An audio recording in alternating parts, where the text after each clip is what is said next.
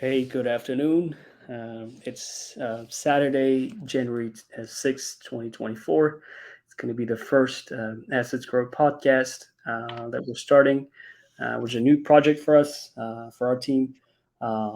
Today, we're going to have a good conversation about real estate, building your business, buying properties, being a realtor, selling properties, etc.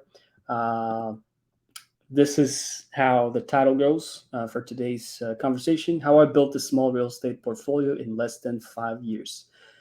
I was able to quit my W 2 job in 2021, which was pretty recent, 2 years ago. Since then, I've been a full time realtor investor. I like to say when preparation meets opportunity, that's when you find a deal. If you remain consistent and disciplined, the reward will come. That's awesome. How you doing, Mekkel? Good, good. Thank you, Kassan, for having me. Of course, you're more than welcome. Thanks for joining. I know we wanted to organize this live conversation for a while, maybe for the past 2 months. We've been trying to organize it, but I kept pushing back. Sorry for that, but finally today's the No day, problem. and let's discover who you are, what you do, your professional background, etc. Let me warm this conversation up a little bit and ask you some fun questions. Um, can you describe 5 qualities of your best friend? Five qualities of my best friends. So I would say hard workers, always on the go. Mhm. Um, Sometimes uh, keep to themselves, but not afraid to ask questions. And risk takers. I think that's four. And humble. Awesome. I love the qualities, and that's just criteria for everyone. Who would like to become a friend of Mikhail. We've met actually on an event, right? That Yeah, but was organized, but I don't remember the organizer, to be honest. But we connected well. We had like a conversation for about maybe 10, 15 minutes, and I was very much impressed about your achievements, despite the fact that you're pretty young. You're killing it in real estate, and I really looked up to you. Back then, I was doing something else. I was mostly focused on like prop tech, but now I'm doing real estate. I'm back to real estate, and for me personally, getting to know what you've been doing, going into details of your professional background is very interesting. The next question is: do you prefer cats or dogs? uh, do I prefer cats or dogs? I would go with uh, dogs. Dogs. Okay. Nice. I have 2 cats, so I don't have any options. I have to like cats. Which one do you prefer from the following? 2 doors of a single family units or an apartment complex of 20 units? Apartment complex all the way. Really? Yeah. Why would you say that? You got more doors under one roof. Yeah, but you got more land with 20 properties, no? More appreciation, I would say, no? Maybe. What was the question again? The question is 20 doors of single family units. They're all like spread out, Oh, or one apartment complex of 20 units. one apartment of 20 units. Yeah, no, still, I'll go with one apartment. Easier to manage. Easy to manage. Okay. Sounds good. What about the cash flow though? I think it's going to be much less. Um, if you don't consider the expenses, of course. I mean, you have to fix the roof and everything every so often. But, anyways, all right. Next question. If you're big on work, I know that you're big on workouts. I always see your Instagram stories. You're always at the gym. I can see your consistency, right? Can you describe your routine in a few sentences? Daily Um, routine. so yeah, I think the gym's very important. Your health is very important. So I try to go like 3 to 4 times a week, and that's not even a lot. I used to go like 5 times a week, Mm-hmm. but take weekends off, hit the gym, be consistent, go the same time every day, and you just got to build that habit. It's hard at first, but once you do it, um, Mm-hmm. it becomes normal. Okay, sounds good. Sounds good. And then, Uh, Give me an example of a tough or critical piece of feedback you received. It has to be a little bit more like a negative feedback that you received. And what was it, and what did you do about it? Um, so I'll take it back. So I used to work for Costco, Hmm. and Costco is a retail store. It's very popular. But pretty much my feedback was I didn't ask for help. I took something on where I shouldn't have done it. So pretty much I was a supervisor at the time. Hmm. Someone got locked out of their locker. Instead of like asking for help, I took it upon myself to take a hammer and slam it and get it open. And pretty much I got in trouble for destruction of like property. But I was trying to help her. So the constructive criticism was like, hey, I know you're trying to help, but next time come to us, ask for advice on how to try and help the person.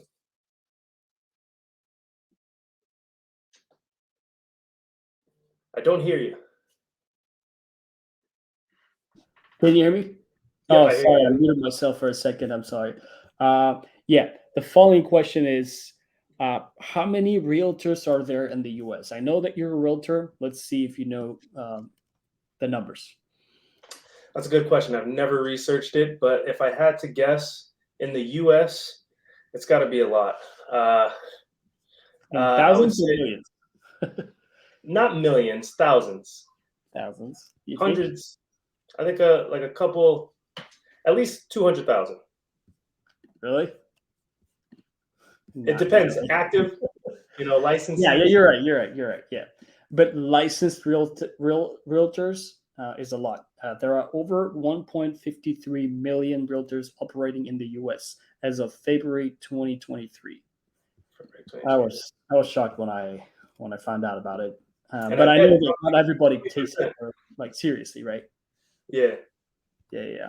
Yeah. Okay, awesome. I know that a friend of mine, Jawahar, short Java, is waiting. I know that he has a couple of questions to ask. Let me add him to the stream. There you go, Java. How you doing, brother? He might be busy. Okay, I'll add him a bit later. All right. Uh, let's see. I found out some interesting facts about the real estate market in the U.S. Some numbers that I'm going to throw out there. Maybe it could be interesting for you. Maybe you know those that information. There are over 1.53 million realtors. The full stock of U.S. housing is worth roughly $43 trillion.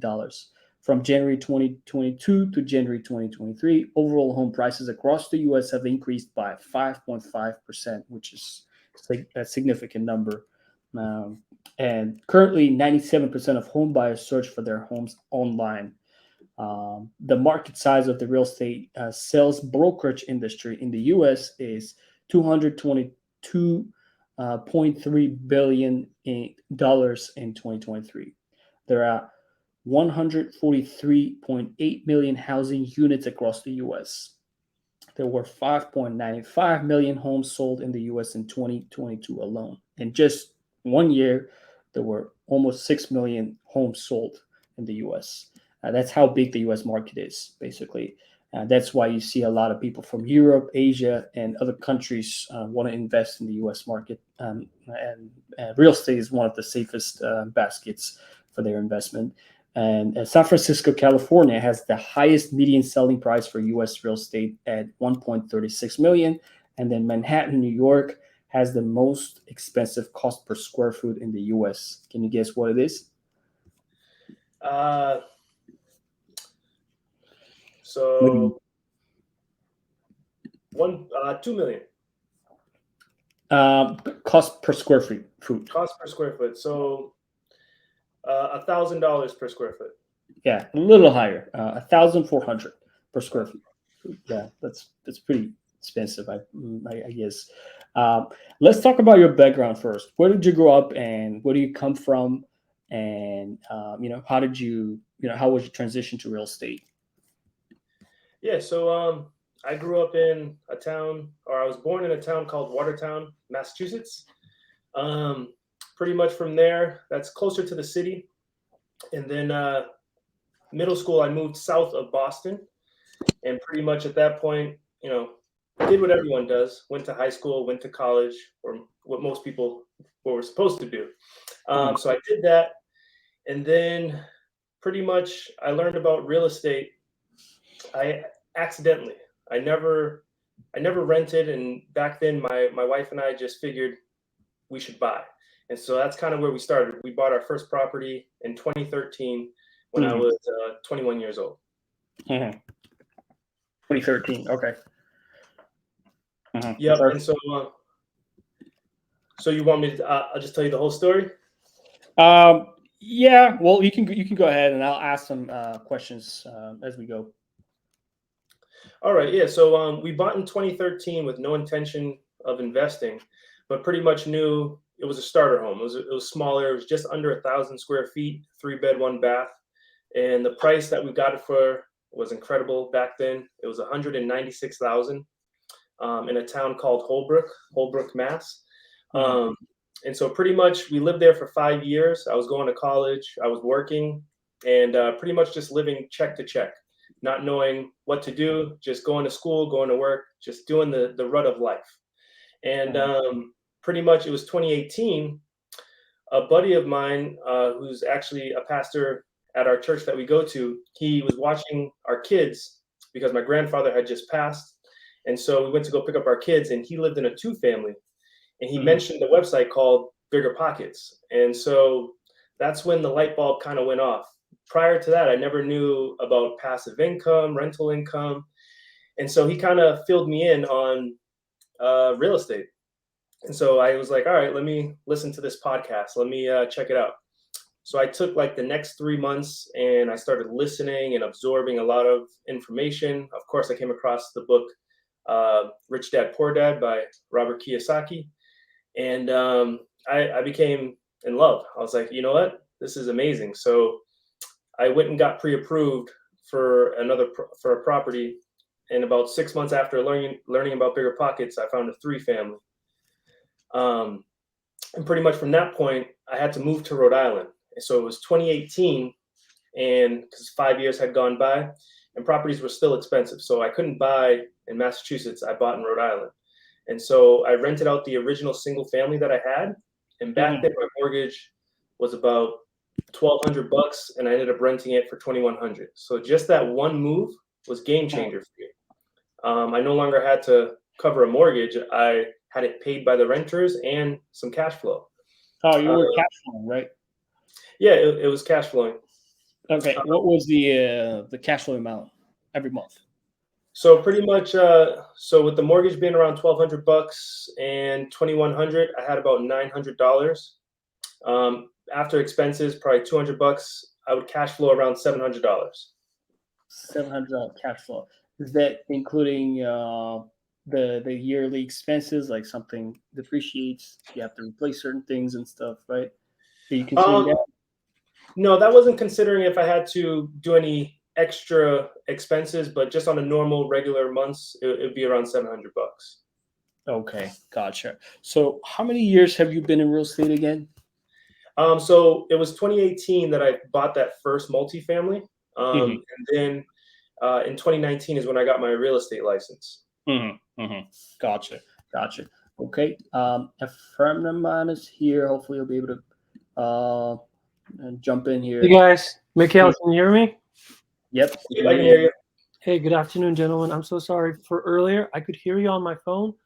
Couldn't quite figure out how to unmute myself. I'm new to this app, so I joined from my laptop now.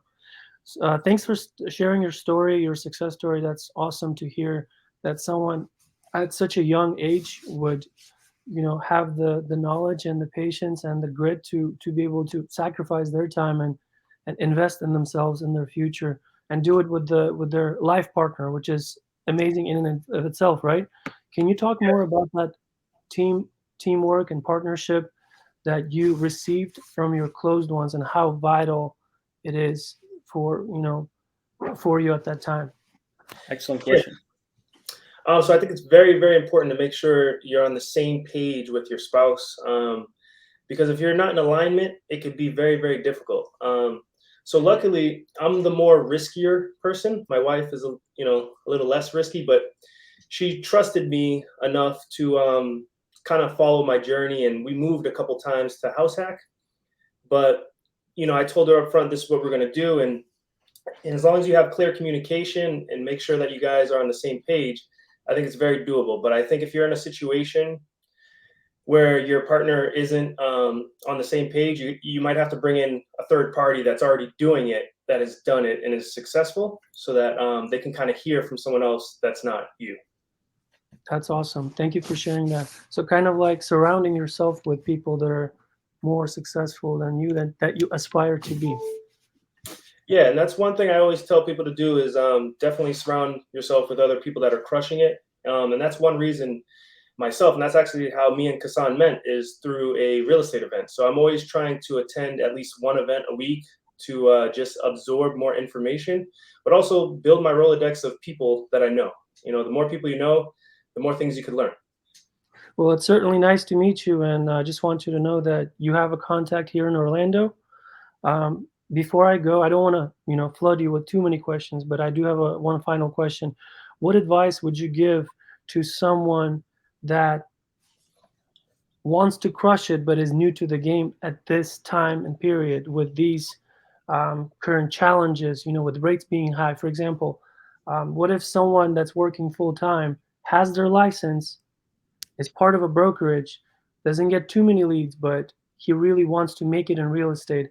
How would you, in this situation, leverage your time, and what would you do?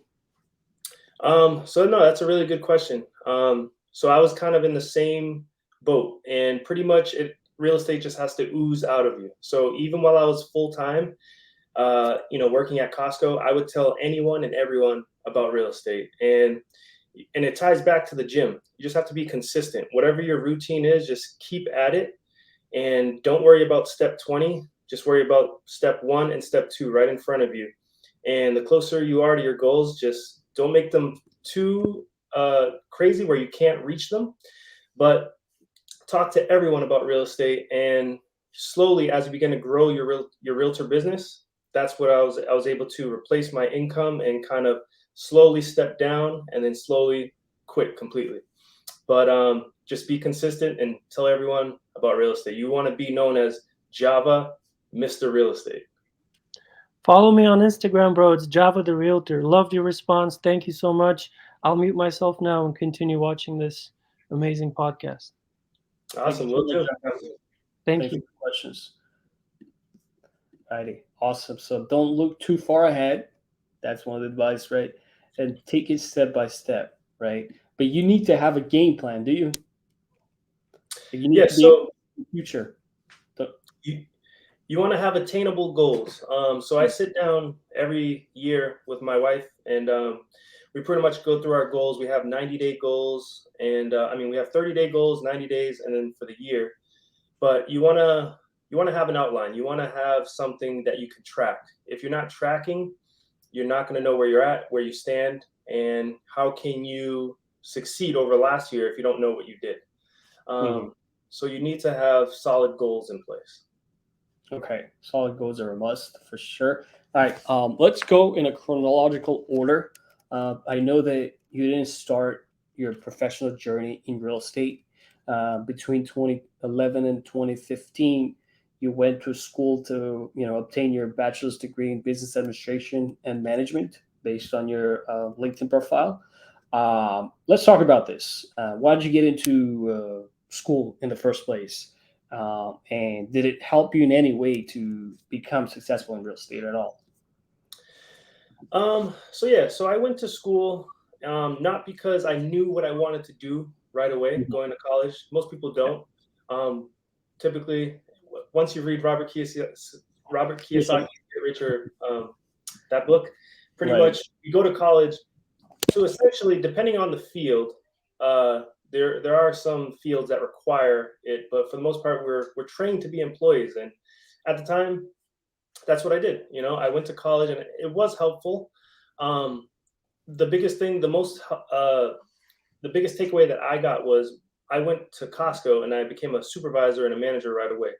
Mhm. So I learned a lot of communication skills and dealing with people, Right. like hiring people, interviewing people, and all of that. But I enjoyed college. I made some connections. I got to connect with a lot of professors. But if I had to go back because I never used my degree, I probably wouldn't have gone because I didn't know what I went to school for. I didn't really need a degree for in real estate, if Mhm. that makes sense. But I Yeah. definitely wouldn't take it back. Absolutely. So the things that you learn at school, at college, is networking. I mean, finding the right kind of people, right? Making friends. Obviously, being more active and socially. You learned how to hire people and etc. And also, you mentioned Robert Kiyosaki's name a couple times. That caught my attention. If you were able to draw like a couple of good, let's say, pieces of advice from Robert Kiyosaki's book, Rich Dad Poor Dad, what were they? Um, it was to pretty much kind of think outside the box, kind of think outside the box Right, and realize we don't have to all go the same route and do the same thing that everyone has done for years. right. And it kind of opened my eyes to the entrepreneurial aspect of things and being creative and thinking outside the norm on how to be successful. There's not just one way. There's actually multiple ways. You just have to see what you like and see where you fit in. Mm-hmm, mm-hmm. Okay, sounds good. So everybody has different directions, and you don't have to fit in to a certain group of people, or you don't have to fit in any certain like professional, you know, field or anything. Think outside the box.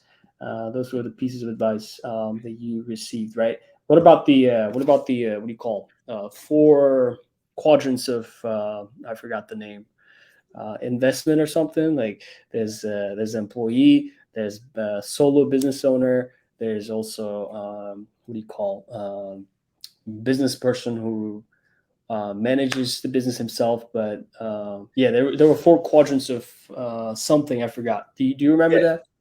I do remember a little bit as well, and I think it had to do with roles, Roles. like figuring out where you kind of fit, and and it's like as you begin to grow, you start to learn like, all right, I need to hire someone for this. Like I shouldn't be doing everything, but I do recall that part of the book, like as the like you wear kind of different four different hats, and it was fascinating. It was kind of cool to see that, and it's learning who you are and learning what you're capable of and what your Uh-huh. strengths are.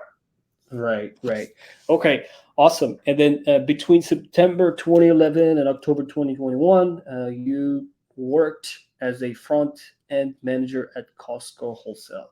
Let's touch on this one a little bit and talk about your responsibilities, how you got into, the Costco Wholesale and etc. So yeah, so I got into Costco. I started right when I was 18, right out of high school, and I Uh-huh. got connected to Costco because my grandfather he used to work for Costco as well. Mhm. Um, and then I've always had a hard work ethic, and so my goal was to do my best at anything I do, and so pretty much I moved up very quickly, and I was a front end supervisor, kind of managing the cashiers, managing the routine business, making sure we're opening on time and all of that. And then I became a manager, and I Uh-huh. kind of just oversaw more items of the business, Uh-huh. doing scheduling, hiring people, and then as I continued to grow, I became a staff level manager. It's just more responsibility. Um, and just honestly putting out fires, being a problem solver. If there's ever a customer or a member that was upset with something, or most of the problems were employee problems. Employees arguing with other employees and trying to fix Right. issues like that. Yeah, yeah, yeah. Especially in a sales environment, that's a common problem that you have to work with. It's a human problem. I think in any field you have people with people, so there's always going Right. to be issues. Okay, can you walk us through your thought process when you were working there as a front end manager at Costco Wholesale? you achieved a certain level, right, of success there already. You became a manager. Like some people work for years, decades, doing the same work, and they never get a raise. We're not even talking about building a business, but like working at a company and getting a raise, becoming a manager, and being responsible for a team, not only for yourself. Can you walk us through your thought processes back then? And what were you thinking about? What were you trying to transition into something else, and etc.? For sure. So even back when I used to hire, right off the back, you could tell a lot from a person just how they hold themselves and how they communicate and how they talk. Right. So with me, like I said, I always tried to do my best and be professional. So with that being said, and because I was a little bit younger, a lot of companies try to hire within, take the young people and like grow them up to be leaders. Hmm. And so prior to meeting real estate, I had intended to keep moving up in Costco because Costco is a great company, good benefits, good pay. It's just that it's retail. So I envisioned becoming a GM, a general manager. But New England in general hasn't opened a ton of Costco's. So that's one way a lot of people in Costco move up is moving to different locations. And I kind of just stayed in one location. But then I met real estate in 2018 and my heart changed. Okay, got you. So if you stay in one place, there's less chance that you get a raise, right? You have to be able to move to a different location. Is that what it is? No, you still get it. It's just you can do it a lot faster if you jump from location to location. But pretty much every employee got a raise every year. Uh, um, the manager's got a percentage, but the employees got like a certain amount. Okay, awesome. And the next milestone you had on your professional journey is between 2019 and July, between 2019 and 2022. For 3 years, you worked as I forgot the title, Next Home. That's just the brokerage, I believe, right? Yep. So that was the first brokerage I worked with, and they were really helpful as I first started as a realtor. With Right. anyone becoming a realtor, it's very difficult to do it full time because as a realtor, income is up and down, and if you don't have other steady income, you just won't survive. So like Java, I had my full time job and I was a part time agent. And my broker through Next Home, I met him at a networking event. So everyone I connect with is through events, and he was a nice guy. And so I joined his brokerage, and he helped me a lot. And then I had left him back in 2022, the end of 2020. 2022, Yeah. and I joined another brokerage because what I saw with Next Home, I had began to grow, and I think I was the top agent in that office. It was a very small office, like 6 agents, and Uh-huh. so pretty much I just want to surround myself with other people crushing it. I don't want to be the top person in the room. I want to be surrounded by other people that are way Right. better, Yeah. and Yeah. so that's what I did. I joined another brokerage, and they're more focused on investing, and they're called Cameron Prestige. So they're all agent investors. Karen Prestige. Interesting. They're all what again? Sorry. They're all agent investors. So everyone has a priority or focus on investing. Interesting. Agent investor. Awesome. So as you mentioned, it's very difficult to survive in the real estate sales world unless you have a stable income, W-2 sort of income, or some other kinds of income, right? Uh, and the way you started uh, your journey in real estate is you joined this brokerage part time, and then when was the time when you transitioned into full time position? Like, have you ever worked as a full time real estate agent at some point, or it Um, always has been a part time job for you? it's always been it was part time until I quit my job in 2021. But Mhm. I was only able to do that because I had already built up some rental income, so that kind of offset some of my Oh, full time income. So so I you were an investor before you became a real estate agent, right? Correct. Yeah. Totally opposite with a lot of people, right? But your store is very unique. Interesting. Yeah, yeah. Yeah, Um, and that's what made it easier. I had passive income before I became a full-time realtor, so I felt more comfortable. So uh, yeah, it made it a lot easier right. But I mean, if you already had a passive income, why did you want to work as a realtor? I mean, to is that buy more. because you wanted to be investing? Being able to buy properties, right? And I wanted to share with people what I did, that they can Mm, do it too. Kind of picking up properties, moving, and house hacking. And honestly, they weren't off market properties, they were all on market. I just wanted to show people that you could do it too. Yeah, yeah. Awesome. And then since now you have some established business going on, when you go to networking events, what is your main goal? I mean, are you trying to give most of the time, or are you trying to still network and expand your portfolio and meet other people that have different strategies in business and stuff? So, what's your goal of networking with people? Yep. So when I go to events now, it's still number one to learn. Always looking for things that I haven't heard of and see what others are doing. Right.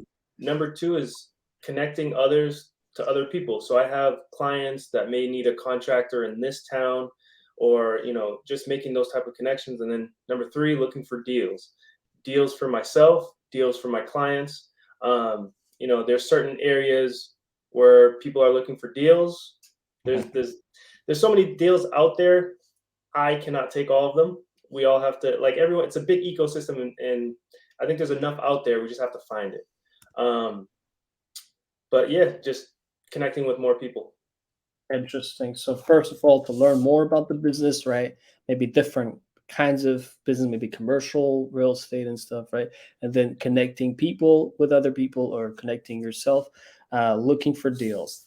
Those are the three, goals that you have when you go to networking events. Awesome. And then the next milestone you had is you joined this brokerage, right? Cameron Real Estate Group. Is that what it is? Yep, Cameron Real Estate, Cameron Real Cameron Estate. Prestige. And is there a requirement to join this brokerage? Because you mentioned that you have to be an investor agent to work there, or there's no requirement Um, for that. nope, there's no requirement. They do help a lot of first time investors, first time agents. But there's no requirement. They have pretty good commission splits. They're a good company. They offer a lot of training for newer agents. They Mhm, offer teams. They offer a lot of stuff. mhm. Um, but and The broker himself is also a big time investor. So he owns like a couple hundred doors in Boston and the North Shore, and then Couple he also hundred. does Wow. he also does like over 150 flips a year. So part of it being he's just a great resource to ask questions and to connect with. Wow. 150 flips and then 200 doors. That's a big number. I'm sure Yeah. he's probably one of the people that you aspire to, that you learn from, I guess, right? It could be he's probably one of your biggest mentors in life at the moment. Yeah, he's done a lot, and it's kind of incredible as I get to connect with more people out there that Yeah. are crushing it. I Mhm. learned that my broker was their mentor, so it's kind of cool to see how he's helped. He's just a humble guy. He helps a lot of people make Yeah. it. There's not. It's not a. He's not a person that's just trying to eat up all the deals. He's trying to help people. Interesting. When I was reviewing your LinkedIn profile, I came across this text basically. I'm a realtor out of the Great Boston area, Bristol County, Rhode Island since 2019. I'm a multifamily owner and actively invest in short and mid-term rentals that we want to dive into. In those states, I also started passively investing in large syndications in 2021. I decided to use my experience as a real estate investor to help other newbie investors or first time home buyers make their first move in the real estate investing world by becoming a local real estate friendly realtor. At only 29 years old, I achieved financial independence to quit my full time job, and now I'm a full time investor and realtor. in the near future. I look forward to investing in commercial multifamily buildings and house flips. Awesome. I'm going to dive into some parts of this text. Basically, first of all, you are a multifamily units owner, right? Houses owner. Why multifamily? Why not single family? It's just a lot easier to manage. And I kind of where I'm at today, I like smaller units and I like two beds, one beds and studios. And it's just harder to get that out of a single family. And I prefer you can get a lot more out of an apartment. Okay. And how many units does each multifamily have usually? So I'm focusing on smaller multifamily right now. So I'm looking for like 5 to 15 units. And so pretty much they can be a mix. Occasionally you'll have one with a 3 or 4 bed, but ideally they're 2 beds and under. And then you mentioned that you actively invest in short and mid-term rentals. What does that mean? What are they? Yep. So locally here in Massachusetts, so I live in a single family. I have an in-law suite where I rent to traveling nurses. It's a like a little studio with its own entrance. And then in Rhode Island, I have another studio that's in a 5 unit building that I Mhm. rent to traveling nurses. And then in Fort Lauderdale, Florida, I have a single family where I do Airbnb. Okay. So your focus is traveling nurses only. Is that what it is? Yeah, my focus is traveling nurses, but we do open it up for anybody looking for a 30-day minimum stay or more. We've had construction workers, we've had students before, but ideally we're looking for nurses, but anyone that's looking for more than a 30-day stay. And why nurses? Is that because of the period they want to stay in their unit in the units, or maybe because they have a good income, or is it a combination of different factors? No, yeah. So it's pretty much a combination of all of that. They typically stay 3 to 6 months at a time.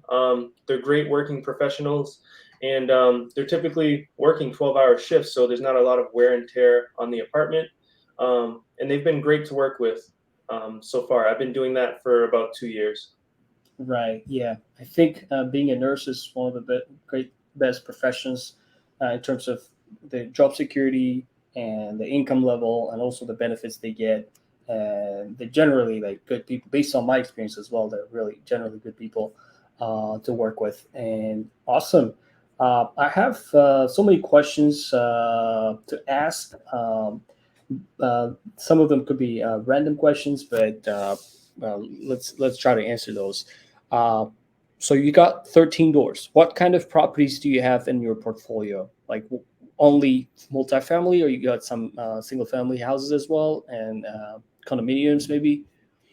So currently I have 5 properties, and it's 2 single families, a 2 family, a 3 family, and a 5 family, 5 unit.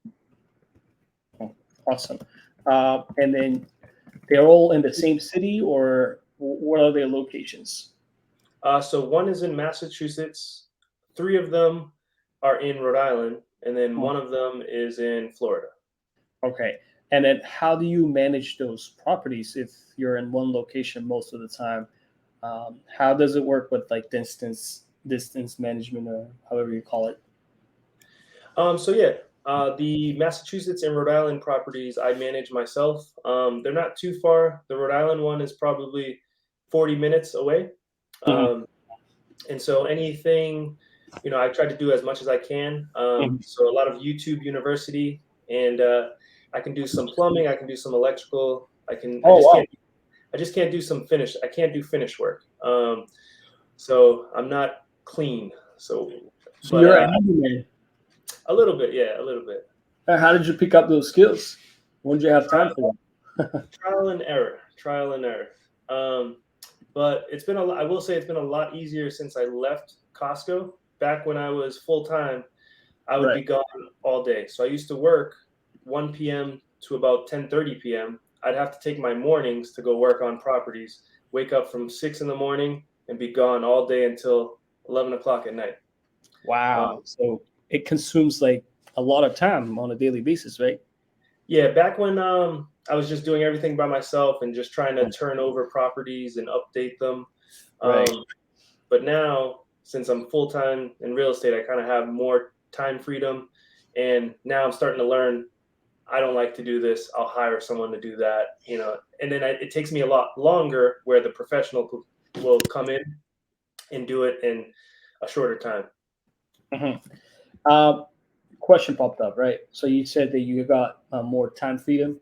Uh, does it make people more complacent and kind of lazy when you have when you have cash flow coming in? And how do you, you know, how do you not struggle, but like how do you cope with that? You Um, know, yeah, I definitely agree. It was definitely a hurdle because I came from the W2 field and I was very good at being told what to do and then go do it. I've been a very, very good employee. So getting back some time, it took some discipline. And honestly, that's also why I go to the gym every morning. If I don't go to the gym, I sleep in. And you can become lazy. And so it's just being consistent, having others that hold you accountable as well. Um, but and knowing your why and knowing your drive, just being reminded of that constantly. But it is definitely a struggle. Some days you just want to relax, but you got to tell yourself you can't, because if you don't do something, income won't come. yeah. I'm kind of connecting the dots here. When I see your stories, I see that you're always working out. Maybe one of your secrets to staying consistent is building some good habits, such as like working out on a daily basis. I think you work out every day, right? Almost about Yes. 4 times a week. And what is your routine when it comes to workouts? I think I might have asked that question, but just to reiterate. Yeah, so Mondays I like to do shoulders. Tuesdays I'll do back. Wednesdays I'll do chest. Thursdays, if I'm lazy, I'll probably skip. And then Fridays I'll do arms. And then I'm Awesome. always doing cardio and abs every day. Cardio and abs are a must for you, right? Yeah. What? Why? A lot of people skip that. Like when they work out, they want to focus on their muscle building. They don't do cardio. They don't like cardio. Maybe it's I don't know. It's hard. I think cardio is pretty hard. It is. But you'll notice I didn't say one thing: legs. I skipped legs. But I do need to do more legs. Everyone skips legs. But yeah, I got to do more legs. But I do my cardio. Yeah, yeah, yeah. I just realized at some point I used to be big on like workouts. I used to work out every day, and I got much bigger. Like I'm pretty skinny, as you can see now. But I just realized that if you work on your legs, that's what gives you a lot of weight. I struggled with what do you call low weight. Always was pretty low weight. I always wanted to gain weight, build muscles and stuff. That was my weakness. And then when I started working out, I focused on my legs, and that's what gave me so much weight, I would say. And yeah, I don't see that problem in you. I guess you're a big bone guy, I guess, right? Yeah. I mean, That's not your struggle. the weight started for me. I started working out seriously in middle school, but because of that, I used to be chunky. I was kind of chunky, and then I lost the weight, and then I was like, I don't want to ever get it back. Awesome. Okay. All right. So working out is one of the habits. And what other habits do you have on a daily basis to stay consistent? Um, Maybe weekly basis, let's say, not daily. yeah. So just quiet time as well. I need quiet Like, time to just relax and have no phone, no nothing. I try to stay away from the phone because as a realtor, always on it, and it is difficult. I try to do it. Probably need to be more consistent with that. Um, but trying to shut off the machine of work is something that needs to be worked on. But overall, going to the gym, um, just being consistent and having family time, of course. awesome. Just setting my Sundays. Sundays are like my days where I try not to do anything other than just hang out with my family. So, Um, and yeah, just creating spaces where you can focus. You don't need an 8-hour work day. You just need two solid. Okay, so on Sunday tomorrow, you're not gonna touch your phone. You're not gonna answer any calls or emails, Well, or do you? I still have my phone, but I'm You not still, out running around. I'm not working on properties, doing showings. right? Sundays are to relax, and Hmm. then after like 4 o'clock, I put my phone down. Gotcha, gotcha. Okay, thank you for being honest. Yeah. And another random question: how do you do your accounting with your properties? So I use a software called Rent Ready, and then Not really from bigger pockets. yep, from Bigger Pockets. I I hear had that another every one. time I listen to their podcasts. Rent ready.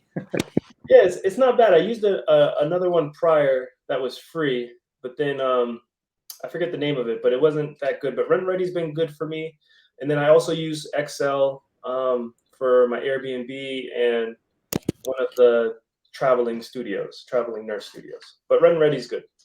Hmm. So let's tap into that. Rent ready is similar to like Build You, Mapfolio, and stuff like that. Is that what it is? Yep. What are the functionalities? Just you collect rents. What else do you do? So you can collect rents, you can manage all your expenses, all your income, and it has a bunch of reports it just automatically does for you so that you don't have to create it. It makes it very easy for your accountant come tax time, Hmm. and you can really separate your business account from your personal account, and it just makes the whole thing very easy. Hmm. Interesting. Yeah. So it could be an accounting tool as well, right? And Yep. then your end users have to download an app as well for them, which is a separate app, I guess. Yep. So all the renters they have a renter one, and Mhm. from what I've been told, they said it's Mhm. very easy to use. Awesome. Okay. Yeah, I'm not advertising anyone. I don't have that much audience anyway, so uh, awesome. And how do you foresee any problems that may come up with the properties? Do you conduct your own inspections, any due diligence on a regular basis? How does it work? Um, so back to connecting with people. So with emergencies, I like to have my Rolodex of people.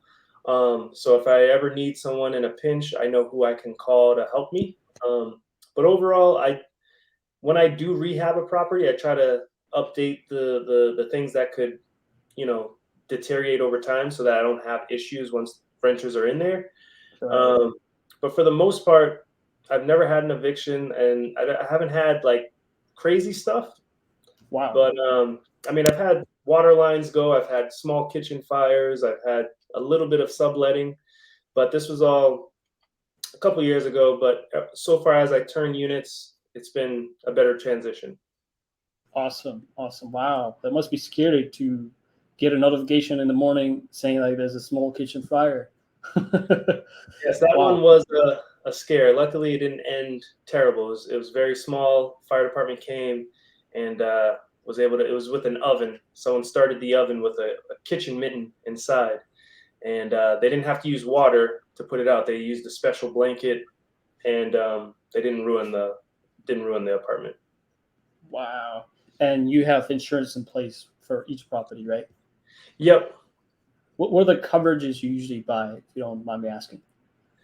Um, Is it liability or what do you call them? so I know a Yeah. lot of people talk about getting like an umbrella policy for a little more extra coverage. For my Mhm. properties right now, I just have just your basic insurance coverage that anybody would normally get. And then I do have some of my properties in LLCs. But yeah, I just have basic coverage, and I kind of, if something were to come up, which I Mhm. hope nothing does, I'll be prepared. Mhm. Fingers crossed. We already hit a 48-minute mark. I don't know how much time you have, but I have a lot of questions to ask. We could go for another 10, 20 minutes if you don't mind. For Um, sure. yeah. Okay. Awesome. And then the following question is, how do you screen your tenants? Yep. So I look for three things. So I look for income, the most important to be three times the rent, and then I look at the background check and a credit check. Income, credit check, and then criminal check, right? Is that what you Yep. do with criminal? Okay. And then what are the tools that you use to conduct that background check? So I use a third party website that's called My Smart Move. And so pretty much the tenant will pay that website directly. I believe it's $40 to do the background and credit check. And then as far as their income, it'll also check that. It'll somehow check it for me. But I asked for their most recent pay stubs, and yeah. And Okay, so you asked another for thing their I like. Sorry. pay stub as well. That's one of the requirements too. Yep. And then another thing I do is I keep it a little old school. I don't do any online applications. I do paper applications in person so that I can see you. And like I said, when I used to interview, you can tell a lot by a person, but just when they talk. Okay, wow, that's awesome. So you have a what do you call process that you follow every time you have new tenants in, right? First of all, you ask for income, and then credit, criminal check. They go together usually, and then you use this My Smart Move app, and the tenants usually pay for it, and it's not refundable, right? If it doesn't check out, then you don't refund the fees and stuff, right? Yep. That's just what the website charges, but I don't do any application fees. Oh, I know a lot of landlords do that, and mm, they're making money off of that. People just come in, yeah. and I feel like that's a little wrong. I give people a break, and I just only charge for the background credit check, and I only will do it if you're in the top three people that after I've reviewed everything, so that everyone doesn't have to waste their money and deteriorate Mhm. their credit. And the reason why you do paper applications is because you want to be able to talk to them, connect with them, and get the vibe check. I would say, right? Uh, Yes, just to connect and also see who's serious. A lot of people don't show up, so it's you can eliminate a lot of people that are just not serious. what if they're moving out from a different state and they just want to be able to secure an apartment for themselves or a house for themselves? How do you do that? Or do they have to be physically present there to be able to talk to you? And then, yeah. No, so in How that do you- case, I've helped some people. So I'll do like a video chat so they can see the Oh, apartment, and then so I give depending on the circumstance, I'll try and help people that are out of state. But for the most part, it's been mostly in-state people applying. interesting. And I know that you're involved in many sales activities as well, other than your own properties, right? Uh, there are some problems in real estate that a lot of people come across, and just wanted to see how you deal with those problems. For example, one of them is wire fraud, which is very common nowadays, and on bigger pockets, that's one of the main subjects they talk about. How do you deal with wire fraud? What do you do to make sure this doesn't happen to you or your customers, clients? So yeah, all of my clients they sign a form with my office talking about wire fraud. So we try to educate them and prepare them. But in this day and age, people are very, very tricky. And I've spoken to some other attorneys that, they're typically the ones that move the funds for a lot of big transactions. And I've heard some horror stories where a client will get an email and it looks like it's from the attorney saying, send your funds here. And then they go and do it. But that's where a lot of attorneys there is like security in place, so they do have insurances to help cover any loss up to a certain amount. And I think an attorney that I knew, he had a transaction where someone lost like $90,000, but he was able to recoup like 80,000 of it by trying to figure Which is out like what what, happened. 80%, right? That's a big Yeah. 2%, right? Wow, perfect, perfect. So you need to have a trusted attorney who reviews everything, and then you want. And I know that when you're buying a property, you usually get the wiring instructions, and they usually say call before you send the wire, the funds, or whatever. So do you always call the other party to make sure you're Yeah, you or you definitely do it? Mhm. definitely want to call and make sure that you have everything correct. Because when you're dealing with real estate funds, these numbers can be very large, and it could Mhm. be terrible to lose Mhm. these large amounts of money. Okay, sounds good. And then the following question is: how do you choose the title company when um, do you choose a title company, or how does it work with that? Yeah, so I typically will give my clients a recommendation, and I've worked with I work with I work with a couple different lenders, and then they have some recommendation on title companies, and then I connect with them, and then I've built some good relationships with about two of them, and then I just keep working with those two for all my clients. Yeah, I mean, real estate is a relationship business. Yeah. Yeah, they say it for a reason, right? Okay, awesome. And then when you're looking for a property to acquire for yourself, do you usually do your own search, or you rely on someone else? Yeah, so when I'm looking for properties personally for myself, so my niche now is like I'm looking for 5 units and more, and it's gonna sound crazy, but what I look for is I'm looking for 100 grand a door and less. So if I can get a 7 unit for 700,000, I look at that as a good deal. So that's Say more say it so one more time. 100 grand. What? 100,000 a door. So if I have seven Oh, units, I want it to be 100,000 each, so 700,000 for a 7 unit, and it's possible. It's possible out here in Rhode Island. hmm. Okay, so each unit has to be $100,000. So, and the minimum doors the property has to have is 7 doors. Is that what it is? No, no, no. So pretty much that was just an example. But like for any 5 unit and up, um, I just want it to be 100 grand a door, around 100 grand. So if I Wow. could find a 5 unit for 500,000 or a 10 unit for 1 million. And is there a minimum for you, or it doesn't matter? No, there's a minimum now, so I'm looking like 700, 800,000 and under. Interesting. Okay, that's a very interesting criteria that I never heard of, to be honest. Like $100,000. It's probably based on the prices in the market that you operate, right? It's Yeah, probably not. It can be applied to other markets such as like South Florida or New York. I guess it's impossible to find any it's units impossible. Yeah, like those that. prices are super expensive. You're paying probably 300, 400,000 a door. A 2 unit is probably 600, 700,000 in Fort Lauderdale. Mm-hmm, hmm. Okay, sounds good. Do you consider yourself tax savvy?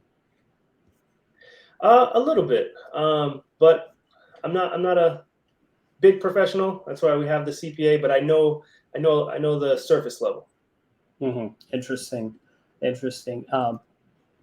Blockchain facilitates secure data sharing, streamlines rental collections and payments to property owners, and also provides premium due diligence across the portfolio. So, blockchain is becoming a big subject for conversation, especially if you're listening to Bigger Pockets podcasts. They talk about it a lot. What do you think about this transition from I don't know, from the current traditional methods to blockchain? So I've heard of that, but I'm not 100% certain on what it is exactly. I forget. Oh, I see. I see. Yeah, I don't have a clear idea on that either. Just want to see if you have any ideas. Sounds good. And then the following question is: you're not only an investor, but you're a sales agent. Uh, if someone, they, Java already asked that question, but just to reiterate, if someone, how do you start working as a realtor and actually make money? If you want to give a couple of tips. Your greatest return will be your sphere of influence, your SOI. So it's the people that you see on a regular basis, whether it be at work or your family, and really nurturing the people that know, like, and trust you. Because it's always hard to speak to a new lead that doesn't know you, because typically everybody knows a realtor. So the moment they find out their cousin or aunt's a realtor, they'll drop you. So that's the thing I've seen. If your brokerage is paying for leads, it could be going well. You could be speaking to them, but hey, I just found out my cousin's a realtor. I'm going to go with them. So that's where you really need to nurture the relationships that you have. And honestly, as a realtor, for me, I worked at Costco for 10 years. So a lot of my clients are people that work at Costco. So, Oh, wow. it's a matter of who you are and what you do and the the outcome that you show towards people. And so I've had great relationships with people at Costco, and they like and trust me. Awesome, awesome. Like I think at this stage of like where you are now, you can connect the dots, but you probably didn't know that, at some point these people that you work with will eventually become your customers or clients and then buy houses from you, and then, it's not only going to be a friendship but also a transactional relationship, which is great, right? You already have an established trust with them, and then you can, they immediately trust you and stuff. That's awesome. And how do you do prospecting, finding leads and building relationships? I know that networking is one of the ways. Maybe you use some email strategies or something. Maybe use social media. If you can be a little bit more specific on that. For sure. So yeah, as a realtor, you typically want to have like three different funnels that you're kind of pouring into to get leads. So one of them, like you said, was networking. So I try to do that. My other one is I'm an agent on Bigger Pockets. So I'm a I forget, I think they call it a preferred agent, but pretty much I have my own bio on Bigger Pockets, and I try to help people do what I've done, help them buy their first, second, or third property. And that's kind of been my biggest, I mean, that's like my only paid lead that I use. And it's been a great return. I've been able to help people on there, and they're pretty hot leads because they're reaching out to me. But that's pretty much it. Other than that, social media, just trying to stay on top of it and show people what I'm doing. Hmm. Hmm. With the current level of accomplishments you had, I'm sure you deserve to be on Bigger Pockets show. When is it going to happen? When will they invite you to be a speaker at some point? I know.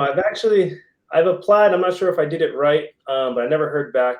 I've spoken on one podcast before, but this was like 2 years ago. A Oh, lot of nice. On Bigger uh, Pockets. no, not on Bigger Pockets. It was called Rental Income, the Rental Income podcast with I forget his name, but yeah, no, I need to speak on some more podcasts. That's actually on my goal this year, is to try and speak on 2 podcasts. So they have a very rigorous interview process. I mean, you have to have a certain mic. You have to send in a video. You have to do a bunch of stuff. They really want to see who you are. Oh, But I've looked into it. I just have to resubmit it. gotcha. Wow, very interesting. Yeah, can't wait to see you there eventually. That's awesome. And then, how do you do? Like, do you still do cold calling for your business, or it's already Um, unnecessary for you at this point? So no, I've never liked cold calling. I hate it. So I did it. I tried it, and I'm more of a relational. I like networking events. I like getting to know one or two people really well, and it's hard to do that over the phone because people you're calling them to bug them for something, and I think there is a time and a need for that, and I think some people have the blood for it, but not me. I can't do it. It's pretty tough. Yeah, I know. Uh, yeah, I've done cold calling jobs a couple times. It's very hard to establish or report trust with the other party over the phone. You have to be a little rough, especially people in real estate are very rough and they're Yeah, straightforward. They don't like you. They can even curse at you, and they can just say some not nice things and stuff, right? So it's yeah, pretty tough. Yeah, it's hard to survive in that. And I admire the people who can do that. same. Awesome. Yeah, awesome. So much stuff that we discussed so far. Let me see. Some casual questions, right? Do you travel often? Um, Not often, but I'd like to. We travel occasionally to Florida for the Airbnb there. I know that. But I do have 3 kids, so it makes it a little harder to travel. But I do want to travel more. That's also on the bucket list. Hmm. So 3 kids, and how old are you? I am 31. 31. You already have 3 kids and Yeah, 13 daughters. 3 kids is a big achievement alone, especially like I come from Central Asia where people get married pretty early, right? But in the States, 31, 30 years old is still young, and people just start thinking about building their some serious relationships. and the dating culture is different in the U.S. So that's very interesting to me. How did you decide to be in a committed relationship early on? I think, how old were you when you were in a committed relationship? If you don't mind me asking. So yeah, we've been together actually 13 years. So 13 doors, 13 years. But we Yeah. started dating in high school. So we were high school Yeah. sweethearts. I was 18 Oh, and she was 16. awesome. Awesome. Wow. That's great. Do you, what do you think about like marriage?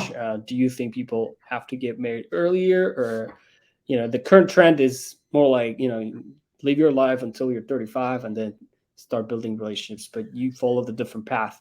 But I think it worked out perfectly well for you. What do you think? Yeah, no, I definitely agree. The culture today, at least in America, a lot of people, they want to go to school, try to get their jobs, and then think about kids around the 30s, which, I think is fine. But I think if you can find a person and that you're committed to from, Yeah. earlier on in life, I think it's really beneficial. You get to start your relationship and your goals, your life together earlier. Mhm. And if you choose to, you can have kids earlier and then enjoy them longer, right? And I always think, you know, I want to be able to run around with my kids. I don't want to be too old. So I'm very happy at the age that we had ours, and I'm excited for them and the future that we're gonna have. Right, right. That's awesome. Awesome. Thank you for sharing. Let me see if we have any comments came up. Question. Alrighty. Java wants to ask a question. Let me add him. There you go, brother. Go Yeah. ahead. Mekkel, so I know you briefly talked about networking and building your sphere of influence, and although you're not a fan of cold calling, what would you recommend could be a good source of potential leads if you don't have the capital to invest in them right now, per se? Like, I've heard folks talking about listed by owners or expired leads. Like, how ethical is it to contact those people? And do you think it's possible to, find some fish in that pond? So my follow-up question would be, is this question towards being a realtor or finding like investment property? Yeah, right now I'm just trying to make it as a realtor, but despite some efforts in this time, we spoke about the state of the market. It's just been difficult. So yes, just to get out there and close deals and learn and build my pipeline to be able to obviously later have these multifamily deals. Um, so I think your best bet, and I think from what I've learned from other realtors, expired list is going to be your typically the easier one to try and attack and try and talk to people. And actually, right now in January, this is when a lot of expireds are hitting the market because a lot of people probably sign deals over the summer and they're typically like 90 days with a realtor to try and list your property. And then once the holidays end, they kind of maybe take it off the market or, they just expire. But in my experience, I've done some cold calling and I did expires and I got in contact with some people. Yes, they had some unrealistic goals on trying to sell their property. And that's probably from the prior realtor who didn't communicate well enough expectations. And so now it kind of ruins things, but you got to try and bring them back and let them realize where the market is today and just kind of try and be a problem solver. Okay, excellent. What are some of the things, what some of the aspects you think they would come up in terms of expectations on the buyer or on the seller side? What implications would you have to explain to them? Or Yeah, so I think a lot of sellers today are stuck on when the market was like in 2020, 2021 when it was madness. You could sell a property in the first weekend, but rates have increased and, days on market are a little bit longer than what they used to be. It's not uncommon now to see a property sit for at least 30 days before it gets under contract. So it's kind of letting them know like, hey, people can't afford what they used to 2, 3 years ago because rates have increased and it's kind of, humbly letting them know, like, we may have to drop the price. Should we Yeah. not get any offers or any friction this first weekend? How aggressive are you on dropping the price, and kind of laying out all those good questions ahead of time so that you're not panicking and trying to come up with a solution when it's too late. Okay, so maybe supporting data could help drive that conversation, right? Did, did Yeah. you um, did you leverage the MLS database for any of that data? Yeah, so always pulling comps and looking at, what is sold in the last 3 months, and going out further if need be to kind of explain, hey, this is where we should be, and then also listing at an aggressive list price to get a lot of foot traffic. You don't want to be where we're supposed to sell at. Let's maybe list 20, 25,000 under, expecting over offers. But yeah, definitely going back to the data and showing them that. Okay, so that's an interesting point you made, right? You think with the current state of the market, it would behoove the seller to go in at a reasonable price to attract those potential customers, and then maybe try to get several offers and use that as a negotiation tactic to sell at a higher price. Yes, yeah. Okay. So if you list it at a good price, you get a lot of foot traffic, get a lot of people in there. And then also, it's nice to have backup offers. Should you select one, and if it were to fall through, because there were a lot of deals falling through, it's good to have backup offers. Okay, sounds good. Thank you. No Awesome. problem. Thank you so much for the questions. Let's see. Uh, let's take another 10 minutes. Sorry, I don't want you to get too tired. It's a weekend. Uh, what are some of the names of the people that you look up to in the real estate business? So one would be my broker. He's crushing it. His name is Tom Caffarella. Another person would be Brandon Turner. He's crushing it. I kind of like what he's done. There's one thing that he did that stuck out when I first started listening was he Mhm. bought a property. He put an 18-year note on it for his daughter, so that when in 18 years, when she's ready to graduate high school, she can use the funds from that property to go to college if she wants to do that, or she can use the funds, sell it, and invest in whatever entrepreneurial thing that she wants to do. So I thought that was really cool, and that stuck out to me. Other than that, yeah, I think that's pretty much it. Awesome. Is that your plan? You want to do the same thing? Yeah, definitely not gonna give a handout to my kids, but definitely want to help them and set them up. But who knows? Maybe they're not going to go down the real estate route and they want to go somewhere else. Just want them to be certain and confident in who they are and what they want to do. For example, I come again from an Asian background, right? And predetermining your children's future is pretty common. People like parents usually want them to grow up in a certain way, pick a certain career or something, right? What do you think about that? Do you think you have to predetermine your children's future, or how can you be a good parent? You're a great investor and realtor, but maybe you have some advice for people who have kids and they might be struggling with growing their kids, and maybe they don't have an idea of like how they have to help their kids in different ways. So what's your thoughts on that? So yeah, no, I think it's very, very important. I don't think you can tell your kids what to do right away. Hmm. However, the hard work starts when they're young. A lot of parents today will try to coach and parent a teenager, but that should have been done when they were younger. So now it's harder.